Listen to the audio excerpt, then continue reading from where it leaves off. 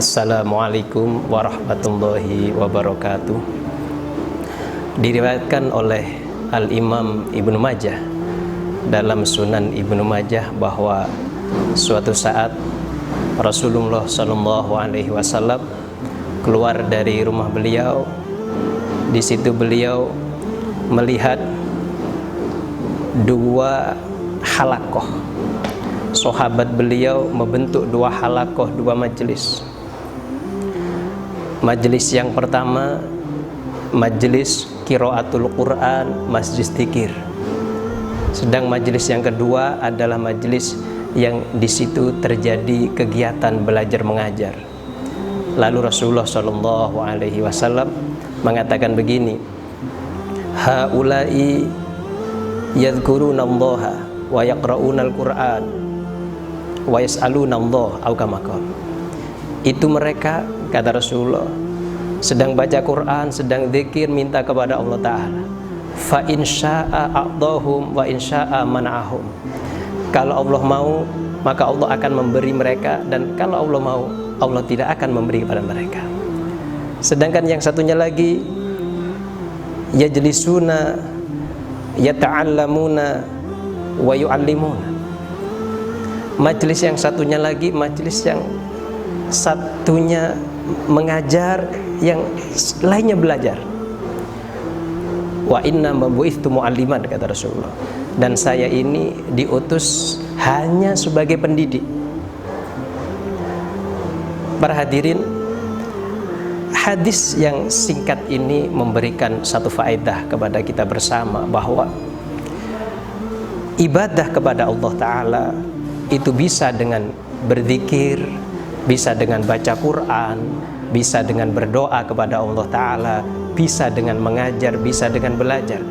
Tapi dari majelis yang banyak itu, ada majelis zikir, ada majelis qiraatul Quran, ada majelis ilmu, yang dipilih oleh Rasulullah SAW adalah majelis ilmu.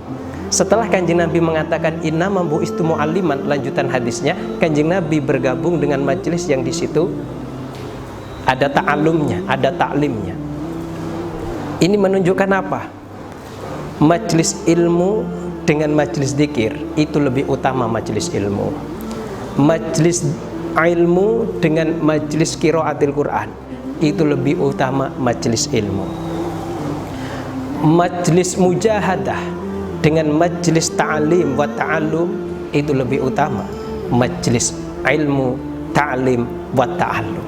Karena Kanjeng Nabi milih mengikuti majelis at-ta'lim wa ta'allum, di situ benar-benar menunjukkan bahwa majelis ilmu ini lebih tinggi kedudukannya di sisi Allah Ta'ala dan lebih disukai oleh Rasulullah SAW daripada majelis zikir, daripada majelis mujahadah, daripada majelis doa. Nomor dua, hadis ini memberikan faedah kepada kita bahwa orang bisa beribadah sesuai dengan apa yang menjadi dorongan hati mereka masing-masing. Satu sahabat berzikir, satu majelis berdoa, satu majelis meminta kepada Allah, majelis yang lain majelis mengaji, majelis ta'lim. Kanjeng Nabi membiarkan semuanya. Kanjeng Nabi tidak mengarahkan, ayo ini yang majelis doa menuju ke majelis ta'lim, dah. Dibiarkan oleh Rasulullah SAW. Ini menunjukkan bahwa kita beribadah kepada Allah Ta'ala dipersilahkan sesuai dengan apa yang ada di hatinya, sesuai apa yang diilhamkan Allah kepada dia. Silahkan beribadah, tapi dari banyak model ibadah itu, model ibadah yang paling utama adalah mengaji, at-ta'lim wa ta'allum, belajar. Dimanapun tempatnya kita harus tetap belajar, dimanapun kita berada, kita harus tetap mengaji. Bagaimanapun kondisinya, kita harus tetap belajar ilmu agama sebagaimana yang disabdakan oleh Rasulullah bahwa ilmu agama itu hukumnya wajib untuk dicari. Tolabul ilmi faridatun ala kulli muslimin. Dalam satu riwayat ada penambahan wa muslimatin. Ini saja yang bisa kita sampaikan. Assalamualaikum warahmatullahi wabarakatuh.